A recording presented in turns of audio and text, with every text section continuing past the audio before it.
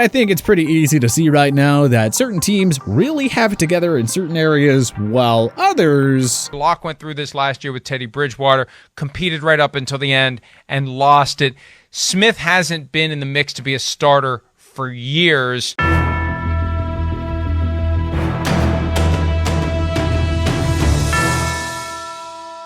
Unfortunately, not every team can stack every position on their roster. So let's jump right into it and take a look at the NFL's 5 best position groups heading into 2022, as well as the 5 worst. Best Cincinnati Bengals wide receivers. The 2008 Arizona Cardinals are the last team to feature a trio of 1,000-yard receivers in a season. Larry Fitzgerald, Anquan Bolden, and Steve Preston all hit quadruple digits en route to a Super Bowl 42 appearance. Only 5 teams in NFL history have reached that feat. But if there's one current receiving core that's capable of making it 6, it's that group in the Queen City. Jamar Chase is coming off the greatest rookie season in NFL history, and he's already a top 5 wide receiver in the league. So you can easily put him down for 1,000 yards a season going forward. 2020 second-round pick T. Higgins followed up a 908-yard rookie campaign with 74 catches for 1,091 yards in 2021. And behind him is crafty slot receiver Tyler Boyd. He may only be Cincy's 3rd best receiver, but let's be honest, being the number 3 guy isn't half bad when you have 4 straight 800 receiving yard seasons on your resume, including a pair of 1,000-yard campaigns. If he plays a full season, Boyd will always be a threat for 1K.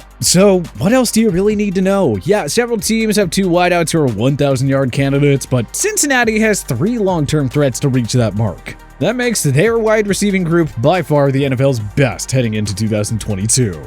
Worst, Seattle Seahawks quarterbacks. There aren't many better receiving duos than that of DK Metcalf and Tyler Lockett. But with Russell Wilson now long gone and a land far, far away, well, more specifically Denver, the Metcalf-Lockett tandem are stuck with the NFL's worst crop of quarterbacks. The Seahawks traded away the disgruntled Wilson to the Broncos and took back Drew Lock as a part of the return. They could have made a play for Baker Mayfield, but they didn't even bother. They also could have just drafted a quarterback, but no, they didn't do that either. So that leaves them with Locke and journeyman backup Geno Smith. Locke went 8-13 as Denver's starter with 25 touchdowns against 20 picks. 4 of those wins came in his fluky 5-game stint in 2019. Smith, meanwhile, went 1-2 as Seattle's starter last year. He's 13-21 for his career with 34 touchdowns against 37 interceptions. Why do you think he keeps bouncing around from team to team again? Their 3rd stringer is Jacob Eason, the former Indianapolis Colts 2020 4th-round pick who has 5 career pass attempts.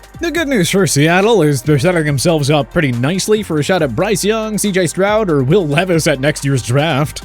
Best, Baltimore Ravens secondary. The Ravens had the NFL's worst-ranked pass defense last year, but when you look at all the injuries they endured, it's honestly not that surprising.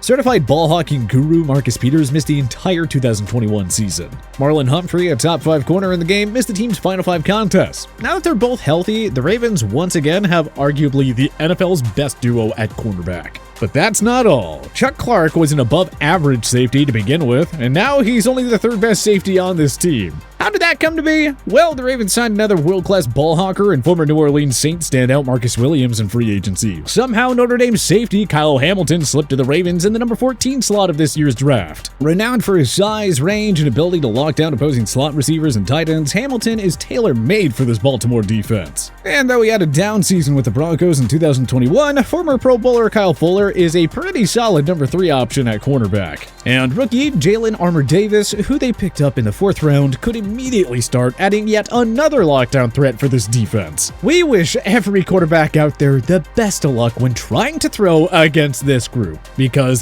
they are gonna need it. Worst, Atlanta Falcons defensive line.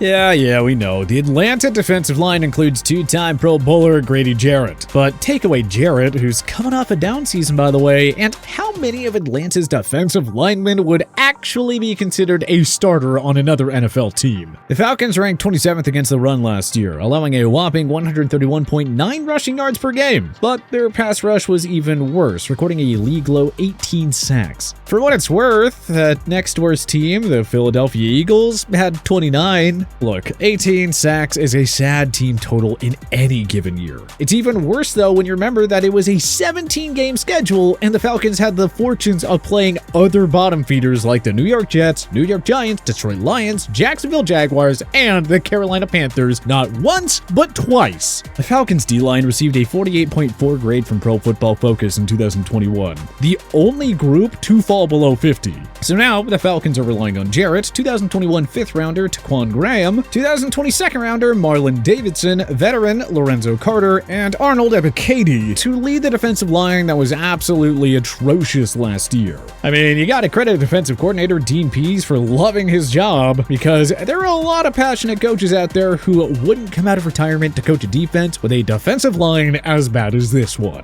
Best, Cleveland Browns running backs. If the Browns really wanted to push for it, they could have 2 1,000-yard rushers in a single season. Make no mistake, Watson may be in town, but Nick Chubb is still the heart and soul of this Cleveland offense. The former Georgia Bulldog surpassed 1,000 yards in each of the last 3 years, and he fell just 4 yards short in his rookie 2018 campaign. After Derrick Henry and maybe Jonathan Taylor, you can argue that Chubb is the game's best running back. His ideal combination of size, physicality, and breakaway speed have made him Cleveland's top offensive weapon. As for Kareem Hunt, 2020 stands as his only full season with the Browns. Still, he finished with 841 rushing yards and 6 touchdowns. Despite playing just 8 games in 2021, Hunt had a respectable 386 rushing yards and 5 touchdowns. And again, that's not all. The Browns' number 3 back, D'Ernest Johnson, had 534 rushing yards and 3 touchdowns in 2021 thanks to an expanded role following injuries to Hunt and Chubb. Look, you gotta think, if Johnson became the lead back in Cleveland, he could easily hit 1,000 yards. And again, he's only their 3rd best running back. That is some depth chart the Browns have in their backfield. Worst, Jacksonville Jaguars wide receivers. Practically every team has at least one strong 1,000-yard threat / Pro Bowl caliber wideout, but not the Jaguars. Their top receiver is Christian Kirk, who was way overpaid in free agency on a 4-year deal worth $72 million. That is a lot of money for a guy who has never hit 1,000 yards in a season. Sure, he had 986 in his final season with the Arizona Cardinals, but not having DeAndre Hopkins in the lineup for 7 games is a key reason why Kirk enjoyed a career year. Marvin Jones is the number 2 wideout in Duval County, but he hasn't hit 1,000 yards since 2017. At this phase of his career, 800 yards is a more realistic goal. 2020 2nd rounder Laviska Shenault Jr. is a fine number 3 option, but the Jaguars drafted him to be a potential number 1. Zay Jones was also overpaid in free agency, and don't think for a second that Minnesota Vikings draft bust Laquan Treadwell is going to save the day here. New head coach Doug Peterson better have something cooking for Kirk, otherwise the Jaguars will go another year without a 1,000-yard receiver. Same old, same old. Best, Washington Commanders defensive line. Washington's prolific front 7 and stingy secondary carried them to an unexpected NFC East crown in 2020. But the unit unexpectedly regressed big time in 2021 as Jonathan Allen was the lone player to exceed 5 sacks. He had 9 on the year. But we're gonna chalk it up as just one bad year because we know 2020 Defensive Rookie of the Year Chase Young is way too talented to disappoint again. He only had 1.5 sacks in 9 games before suffering a season-ending ACL tear. If healthy, 2022 is the year he breaks out and pushes for the sacked crown. 2021 marked Allen's breakout year. With Young complimenting him on the D-line, you can expect Allen to push for 10+ sacks again. Montez Sweat missed 7 games in 2021, yet he still had 5 sacks. And then we cap it off with the ever-underrated Daron Payne, another mainstay who controls the interior. And Fedarian Mathis, the number 47 pick of this year's draft, looks like someone who could produce on a limited snap count in year 1. Not saying the Commanders will be a top-tier team in 2022, but you won't find many position groups better than their D-line. Worst, Houston Texans linebackers. The Texans might be the most flawed team in all of football. Davis Mills looked solid in his rookie year, but we don't know if he's a real deal or not. The offensive line is a work in progress, the running back depth chart leaves a lot to be desired, and the defense is loaded with question marks. That said, Roy Lopez and Jonathan Grenard provide enough optimism on the D-line. The rebuilt secondary has a lot of promise with rookies Derek Stingley Jr. and Jalen Petrie in the fold, but the linebacker unit? Yeah. Rookie Christian Harris, a proud Alabama product, has a very high ceiling, but we don't know how much Lovie Smith will actually use him. Christian Kirksey would be a backup on most other rosters. The dude garnered a mere 50.3 grade from PFF in 2021. Kevin Pierre-Louis is a depth player at this phase of his career. Sophomore Garrett Wallow and veteran Camu Grugier-Hill will vie for another starting spot. Those are not exactly household names, though. Best. Philadelphia Eagles offensive line. The Eagles' star-studded offensive line was the driving force for their Super Bowl 52 championship-winning season. You just might not have noticed because offensive linemen never get the credit they truly deserve. After a couple of rocky years marred by injuries to key stars, the Eagles' O-line returns to elite status in 2022. Jalen Hurts was sacked just 26 times in 15 games, and the Eagles finished with the NFL's #1 rushing offense, having racked up an impressive 159.7 rushing yards per game. The Eagles' O-line has the perfect combination of youth and proven veteran winners. Jason Kelce, who thankfully put off retirement for at least another year, is coming off the 5th Pro Bowl selection and the 4th first-team All-Pro nod of his career.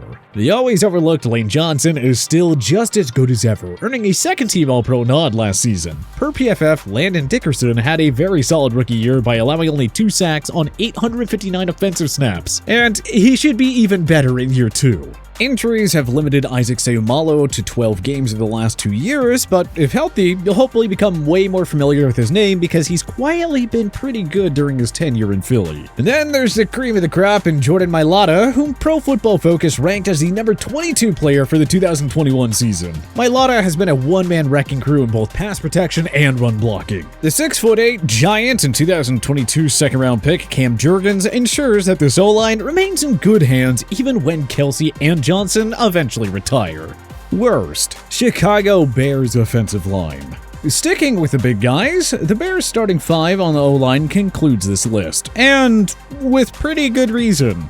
Justin Fields was sacked 36 times on 635 snaps in 12 games. On a rush-first offense, mind you. And for some strange reason, new GM Ryan Poles didn't really bother trying to improve this group this offseason. The Bears signed former Packer Lucas Patrick to help at guard, even though he's merely average. The team already prepared to move on from sophomore Tevin Jenkins. Larry Borum allowed 5 sacks and just 633 snaps per PFF. One-time Pro Bowler Cody Whitehair allowed 4 sacks last season, and seriously, does Chicago really think that Michael Schofield and veteran Riley Reif are viable starting options? Good luck with this group, Mr. Fields. You're really gonna need it.